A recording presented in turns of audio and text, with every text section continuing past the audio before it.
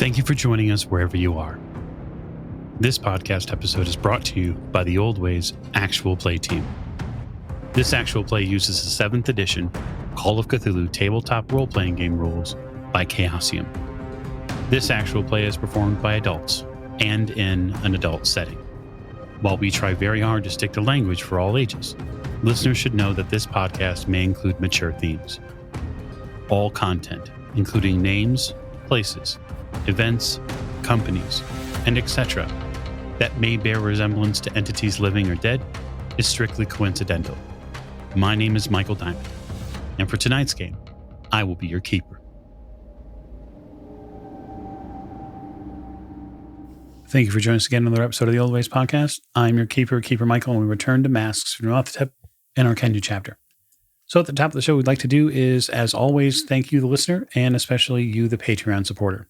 Please take a look at what we have to offer on Patreon at patreon.com/theoldwayspodcast. You can also help us get to 1,000 subscribers on YouTube by stopping over YouTube and typing in the Old Ways Podcast. Give us a follow or a subscribe as you like, and see what we have to offer weekly. And now we'll dip over to introductions to my right.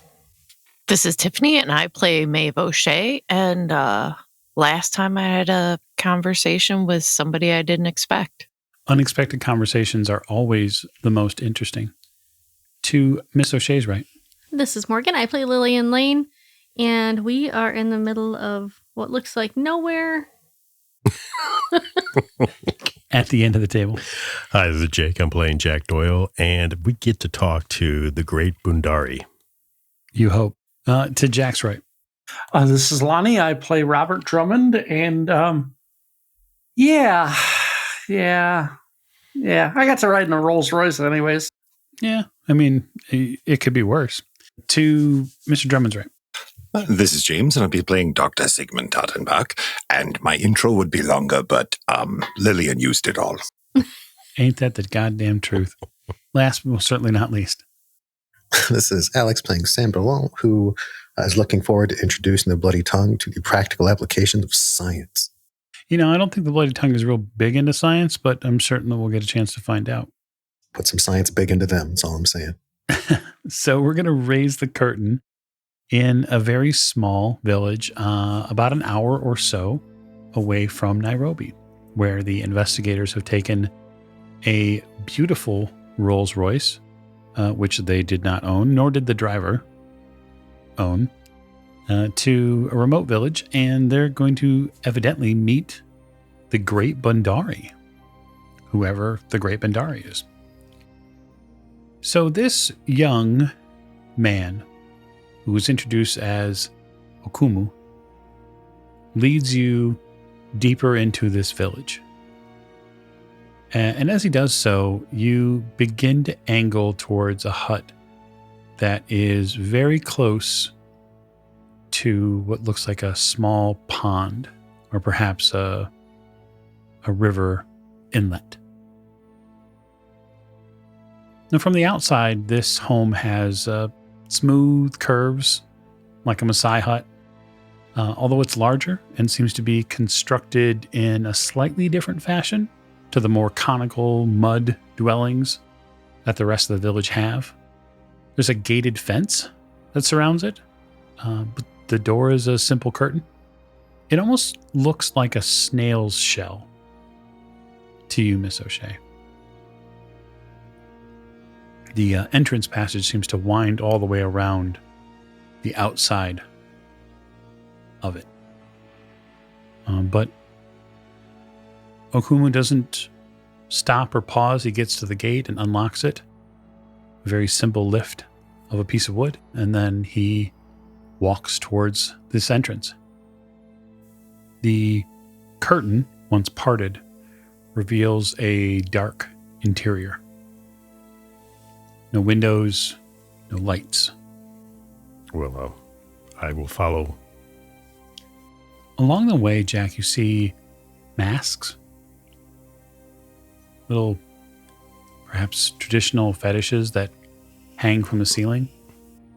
They're arranged here on both the inner and outer whitewashed walls of the passageway. It comes to a central room. And the walls and the ceiling are carved and painted with these intricate symbols and patterns. They're worked into the roof and even into the dirt floor.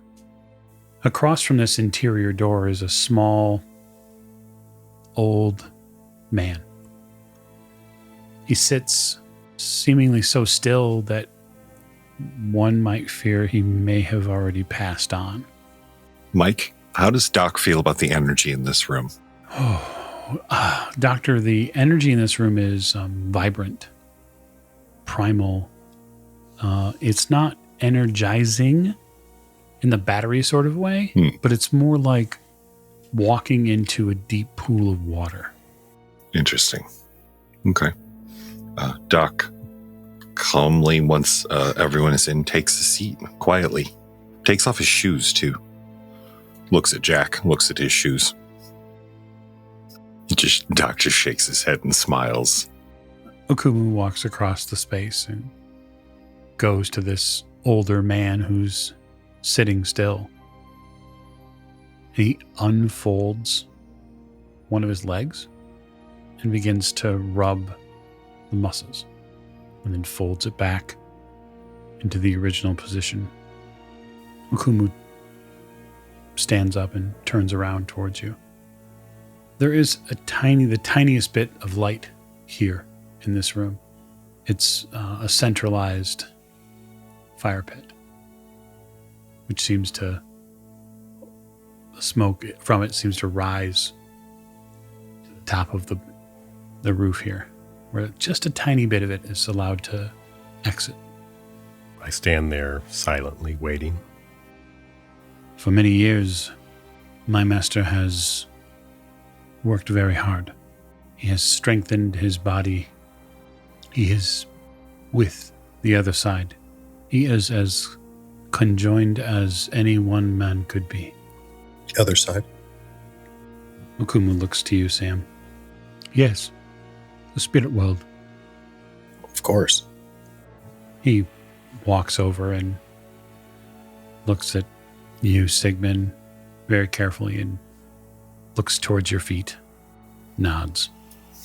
Nod back at him, respectful. You have a man here who has walked in those lands a few times. I do believe I have. Bendari is different. He exists there more than here now. It is my purpose to guard him in this reality. And to protect his, what would we say? Shell. His body. Doc is absolutely fascinated, but is not going to spoil the moment by the 10,000 questions that are racing across his brain. Please, sit. He gestures to the floor. Yeah, right. Take a seat. Yep. It is clear that you are here for a purpose. We will determine whether or not that purpose is one Bundari can focus on. Okumu sits near his master and waits. Yeah, Sam will find a wall to just kind of slink down against it and get comfortable. Okumu takes a small bowl from near the center of the space where he can reach it, and he passes it to you, Jack. It's unshelled peanuts. Looks like there's perhaps a dish beside it that might be baked plantain. I'll take a few. Pass it along. We will use our words carefully. Words have an immense power.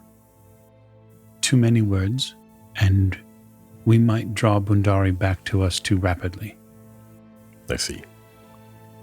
And looks at Jack. He doesn't have to tell Maeve, but looks at Jack and Sam. No names. Names have power too. Thank you, Doctor. Over the next 10 hours, Okumu shares several things with you. Milk being one of them. He shares peace with you, quiet, stillness, and a respect forged over decades of service. He does not ask questions of you. In that same regard, he does not answer questions posed. He waits. After what seems like a lifetime to many of you, the body of this old man stiffens and swells. It seems to almost visually pump itself back into existence. His muscles contract and grow. And there's almost a perceptible taking on of a mantle is the best way to put it. It looks like, to you especially, Sigmund, it looks like something inhabits the old man. Like a hermit crab climbing into a shell? Very much so. Bundari's eyes open, and they are not of this world. They are the brightest blue you have ever seen. Not bright as in illumination, but just the shade of his eyes are something that is otherworldly. He looks to Okumu and says something to him in a language you can't interpret. It's not Swahili, Sam, so you don't pick up on what he says. Okumu turns to you, Jack, and says, Bundari would like to express his sadness at the loss of your partner. Thank you. It's been a while. More of Bundari's voice begins to reach into the rafters and echo around this space as he speaks with Okumu. Okumu turns to you, Miss Lane, and says, Bundari hopes that your father is recovering. He understands the illness is quite strong. Oh, thank you. I hope he is too.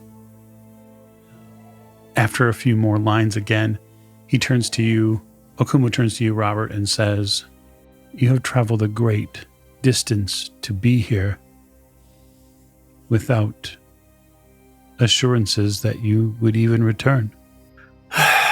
It's true, but it's important for me to be here, I think, to help them. My master agrees. It is important that you are here. You hear Bundari's voice get a little bit of a color, almost like a excitement in his voice. And Okumu's reply to him is short but meaningful. And for the first time, this young man, who was at one point a little bit standoffish, he seems to break that air for a moment. And he looks to you, Sigmund, and he says, Bundari wants to assure you that your student is quietly becoming quite good at her own medicine.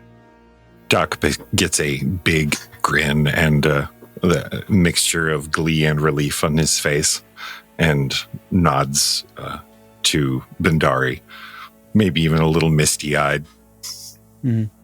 Bundari turns to you, Sam, and says in Swahili, I know you understand me. The road you walk is dark, but redemption lies at the end, for Elias's sake. Sam had kind of, over the past 10 hours, assumed kind of a lounging, relaxed, almost kind of a cat-like nap pose.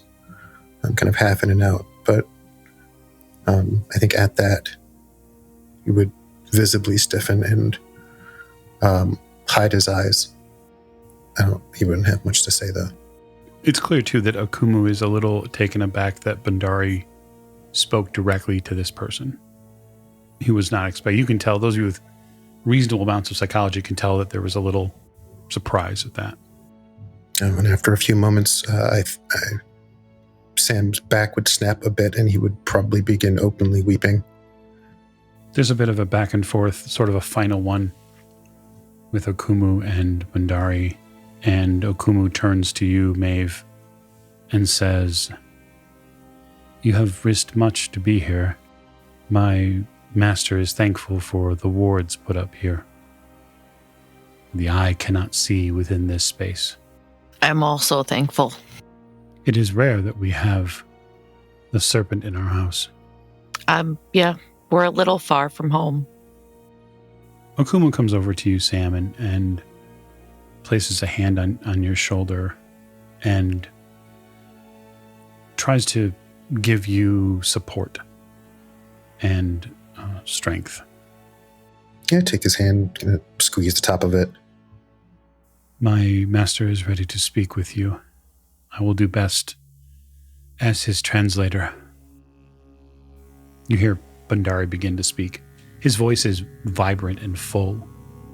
It's nothing like what you would expect to come from a man that was sitting in almost a vegetative state not but a few minutes ago.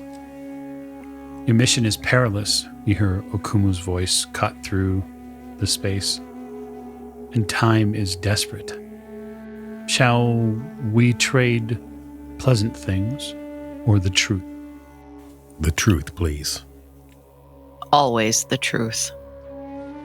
Your bloody tongue grows arrogant. You know this. The people across this land disappear into the mountains, stolen by this cult for the blood sacrifice to come. Leaders brought low by corrupt thoughts and deeds. Many of us must pray continually to Nagai, the Lord of the Kriya Naga, to stave off this evil. There is a path where this can end. There is a way.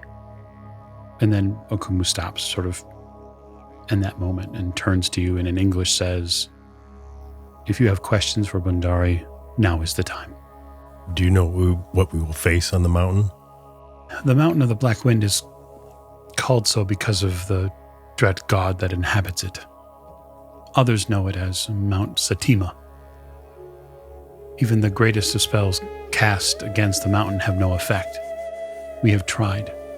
Once per year, this wind is unleashed.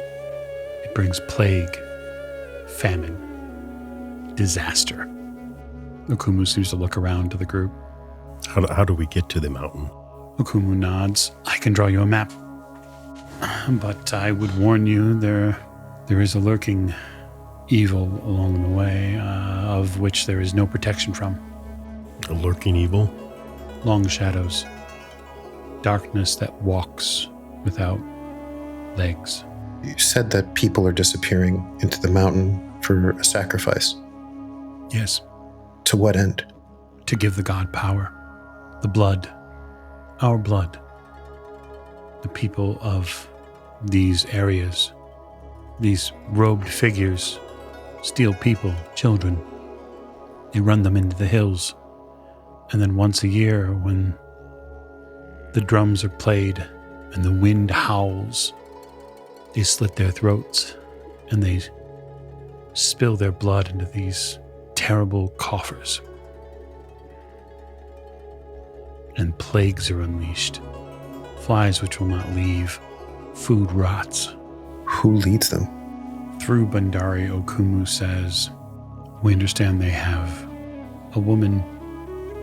Is her name? Before Jack gets the whole name out, Sigmund looks at him, shoots him a look, and snaps his fingers quietly, like drawing his attention to what he's about to do. "No names, Jack. Especially not that one." Okumu nods. "We are protected against the eye here. This space." He looks up towards the ceiling, which is coded, right, again, in all of these sort of strange arcane symbols. Doc relaxes. "I'm sorry, Jack. No, continue." No, that's fine. You're right. I forgive an old man for being cautious, yeah. I mean, is it too much to ask how to stop it? Ancient tales speak of a great sign. The eye of light and darkness. We have the eye of light and darkness. We have the formula for the ritual. Bundari begins to cackle, and laughter. Oh, that's terrifying. It's something to behold for certain. Okumu and him have an immediate couple of sentences between them, and Okumu turns around and says, where is it? Well, we have to form the actual seal using the icons of the region. I thought you said you... We have the formula for the ritual. There is a question we have, though. It says it requires the blood of an innocent. What does that mean? It could mean many things. It depends on how it is written. Are you talking about the slab? Well, Jack's talking about the spell right now. Okay. He has said that they have the eye. No one has given any additional clarity. I look to Maeve and Jack and I say, is he talking about the slab? I have both halves now, but we have to rebuild it. That's what the ritual is. Yeah, we can't use that one again. You see Bundari's hands go up give where is it? Give it to me. Oh. I guess would I still have that in my bag? I don't know. Is that a luck roll? I think it's a luck roll, sure. Because I don't know if I would have put it in my trunk or if I still have it on me.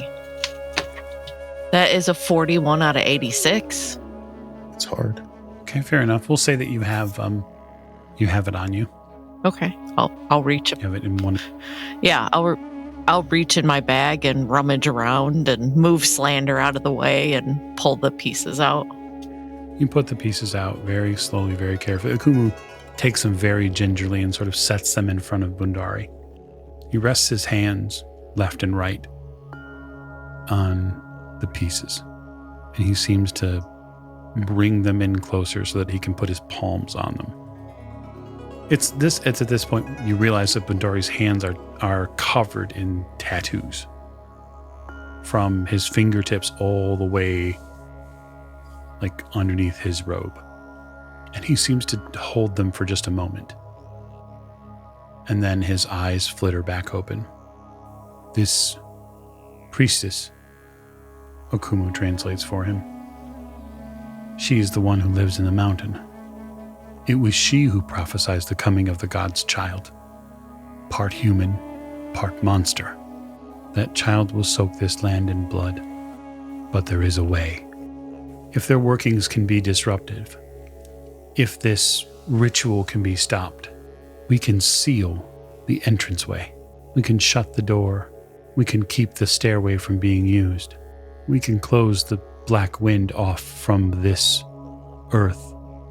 That's exactly what we want to do. Yeah, that sounds like a really good plan.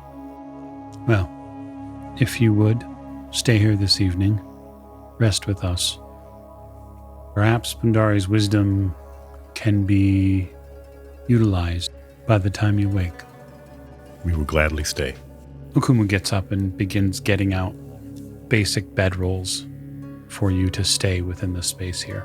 For those of you who are a little bit more occultic in nature, I would offer you an occult roll on some of the symbols that are in this space, given the fact that you'll have time to study them. Yeah.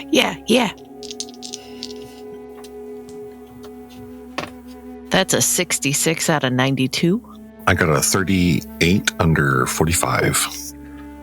And I got a 34 under 45. Go ahead, Lillian. Got a 29 out of 33. Okay. A lot of the symbols that are here on the inside of the hut are warding symbols. So that's definitely one of the things that you make out, those of you who made your occult roll. Some of these warding symbols you've seen in books, and they appear to be fairly powerful. So for those of you with Cthulhu Mythos, you may also roll. Ooh.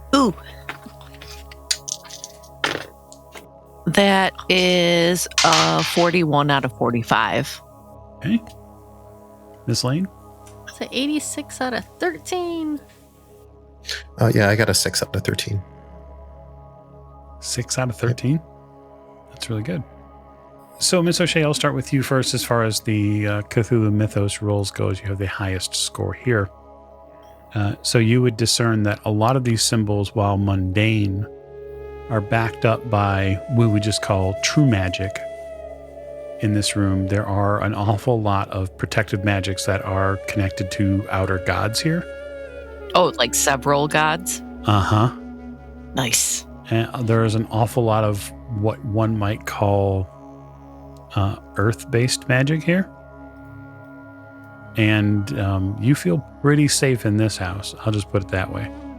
Nice. Like, there are real wards here. So nobody's probably getting in without, being turned to dust or set on fire or something like that. This will probably be the most peaceful sleep ever.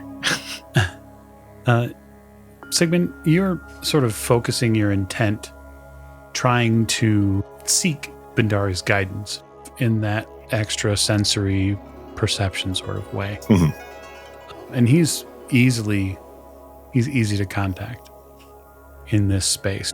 And he just tells you basically that you're, as someone who has walked the spirit world, your abilities should solely be used to protect your friends from the things that would try to rend at them in that space. All right. Doc takes that. This man is the font of wisdom as far as Doc is concerned. And while he has him on the line, so to speak, he asks if he could just show him a few things to maybe better facilitate the protection.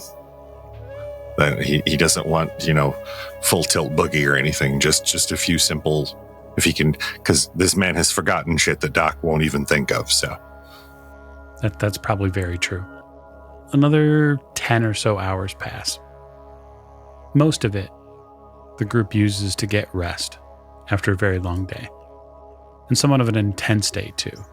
Everything here, even though it looks to the outside eye as another hut that might have some stylish sort of way to get into it, every single groove that has been placed, every incantation likely spoken in here, all of the masks, all of the charms, the fetishes, etc., all serve a specific purpose.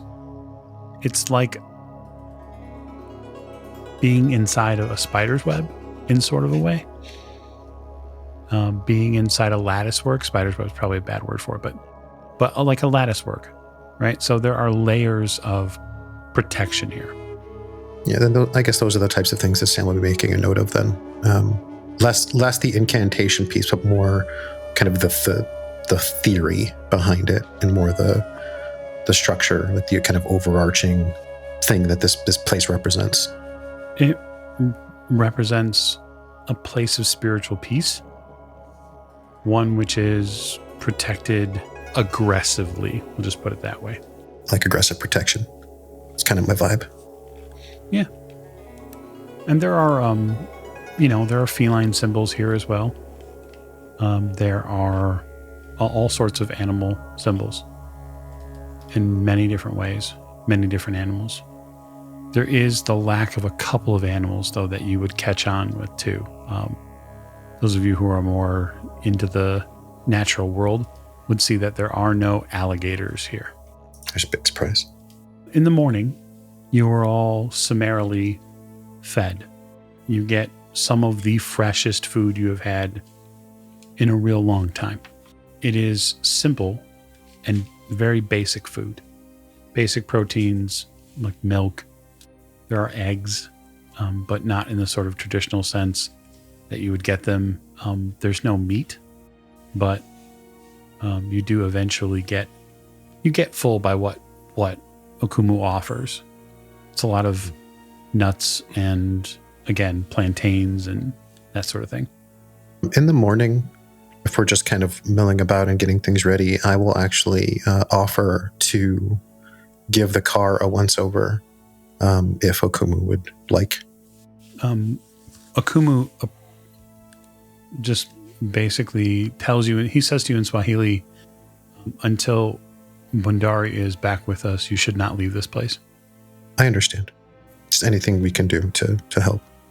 It's probably about 8 o'clock or so in the morning that Bandari comes back to this plane, very much in the same way as he did before. He gathers the group around, and you see his old sort of wizened form and face seem a little brighter.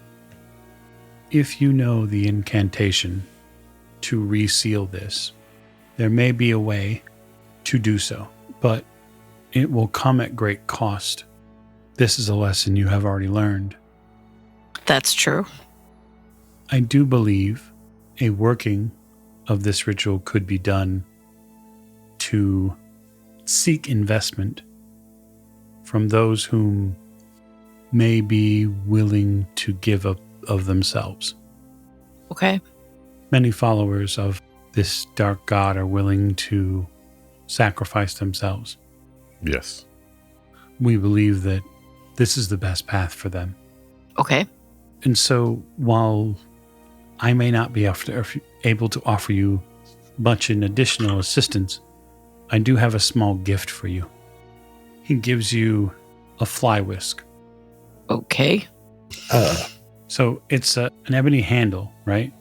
And you see it carved with symbols. And he hands it over to you, Jack. And he says, this will give you a defense against evil spirits. Nice. That'll help. The flies. He was talking about the flies, right? The bugs. That's funny. Yes. Those of you with a cult who watch this process go on can roll a cult, seeing the symbols that are carved into it. 45 out of 92. No, I failed. 71 out of 33.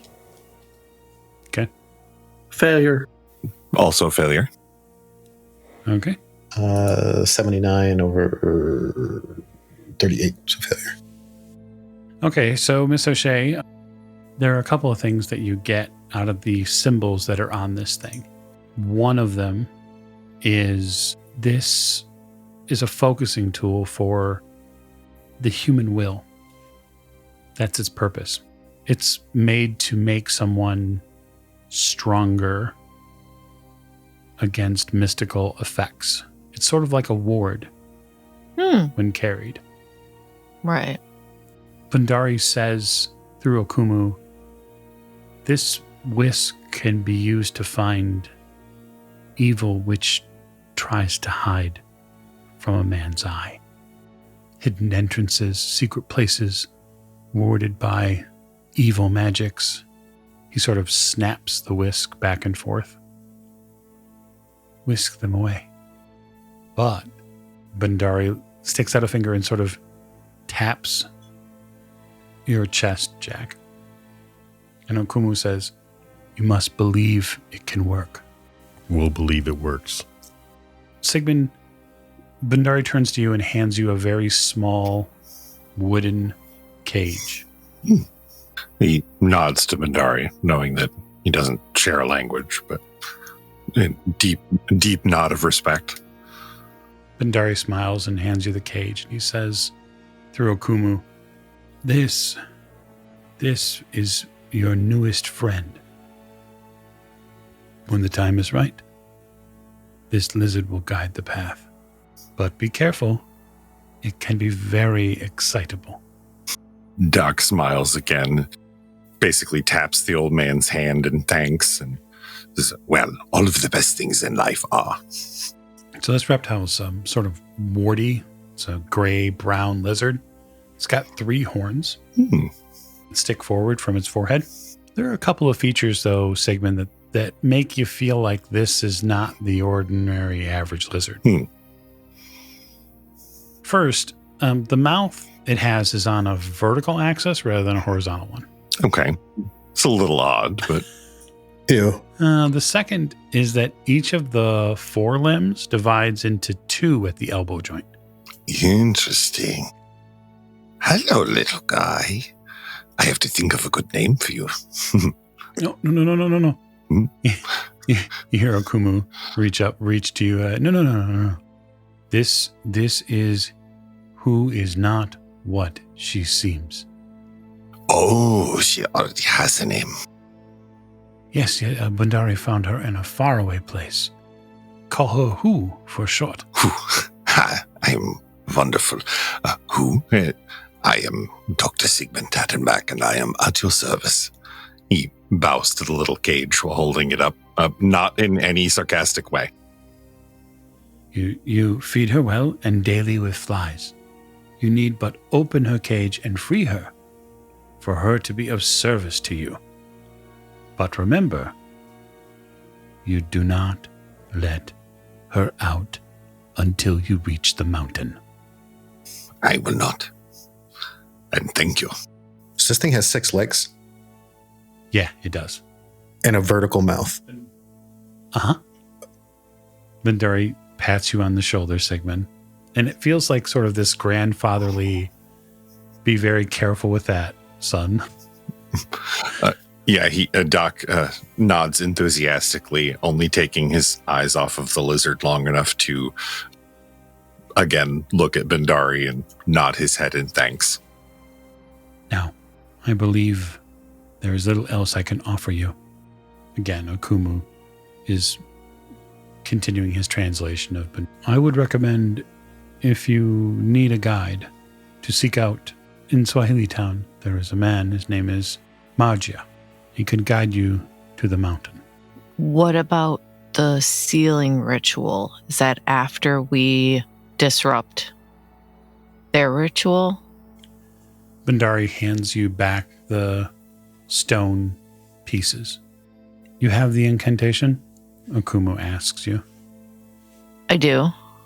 If you wish to seal this land from that evil, you will need to make a choice. You will need to decide what you are willing to sacrifice. The problem is it asks for innocent blood. And none of us here are innocent. You see a very determined and almost grim look come over Okumu. And he says, this cult has been kidnapping many people from neighboring villages and from Nairobi for the past month, with little effort from the colonials who are here to attempt to find our children. I cannot think of a world they would want to live in which this wind continued to blow. There must be a strength of purpose which few on this earth have. I see. If you have the means to close the gate, close it. Okumu walks you out of Bandari's home. Bandari touches each one of you before leaving, right on the right forearm, and gives each one of your right forearms a real good grip. The press of his fingertips is not by any means with some sort of muscle man's strength. You can feel the intent in his grip. And he leaves behind fingertip markings in this strange blue paint. And afterwards, you stand outside the hut in front of the Rolls Royce and the tall man. All right. Let's go back to Nairobi. Yeah. The journey back takes about an hour. The Rolls is not the greatest of off-road vehicle, but it does get you back. You arrive at Hampton House Hotel, and it's probably about noon. Sam's pretty quiet on the journey, probably just occasionally thumbing the fingerprints that were left, and then eventually kind of binding his forearm to cover it up, to protect them. He doesn't know if it's paint, if it's going to rub off, or if they're markings or what have you, but he treats them as precious. Okay. You're way back into the hotel. It's not lost on the investigators that there are more people seemingly in the downtown space here in Nairobi. Foot traffic has definitely picked up. Wonder what the occasion is. There's a shopkeeper we have to deal with, and shops do business. They certainly do. I will just say that it's not Sunday. Okay. which is a day the shop would be closed. All right. Oh, that's good to know. I didn't know that. That's okay. Cool. Now we know something. Now we know something. Where does she go after she closes the shop? Do we know?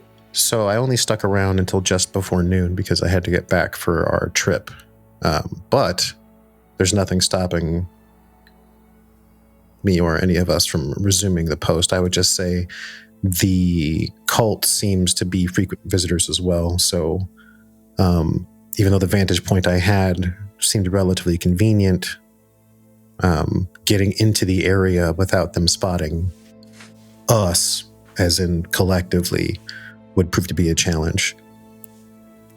So I think we should decide how we want to handle this and what we want to do with this tea shop owner. Yeah, we need to come up with a plan.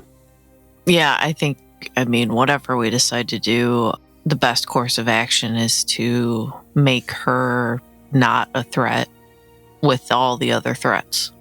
Well, I think the shop would probably be the worst place to handle a confrontation. Oh, probably. Maybe it's time for a little payback in kind.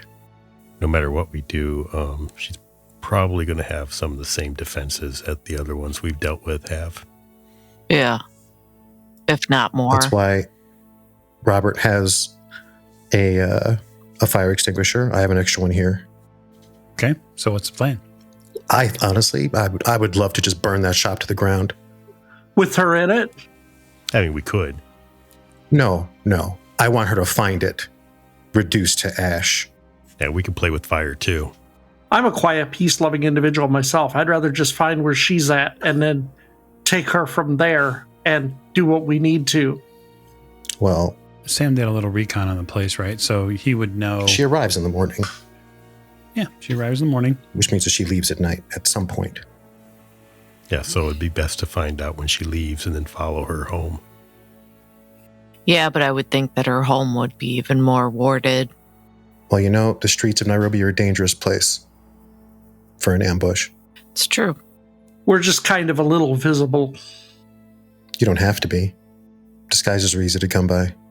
Yeah, let's try to craft a plan, come up with some ideas. Can I talk to you real quick, Sam? Sure.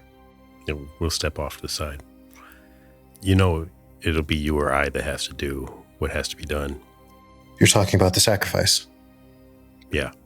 I was giving that some thought, and we know that there are going to be prisoners there. We know that there are going to be innocents there. We know that there are going to be innocents there that have seen what has transpired. I think offering them the choice, knowing that they could help put a stop to this, is more than these cultists would ever offer them. I'm not going to take from them what they might give willingly, unless I absolutely have to. Then we'll cross that when it comes to it. I would give them the opportunity to hear us out, or at least hear one of us out, because we're going to have to get away from that mountain with as many of them as we can anyway. Yeah. But I understand, and it's regrettable, but I understand. I'm just not going to force you to make a decision you don't want to make. I don't want to do any of this, but here's where we are. What I do want to do is burn that tea place to the ground. I mean, we can do that any time tonight. If we want to spend one night finding out when she leaves, that should give us what we need to know for the following day. So if, assuming that she doesn't burn the hotel down in the meantime, I'm sure she knows where we are. Yeah. Do we have time? Yeah, I think we have time. Because I don't want to leave her behind us. No, we should take the day and find out what her schedule is. It might be worth getting into that shop while she's gone as well. It could be. We'll work on that. Okay. Well, then I guess I'll get my stuff ready for another night out. Fantastic. And if no objections, I think that is where we'll call the episode to a close, hot on the heels of a specific tea shop. So thank you so much for joining us on this episode of Masks from Nyarlathotep. We greatly appreciate your listening ears. Thanks, and good night.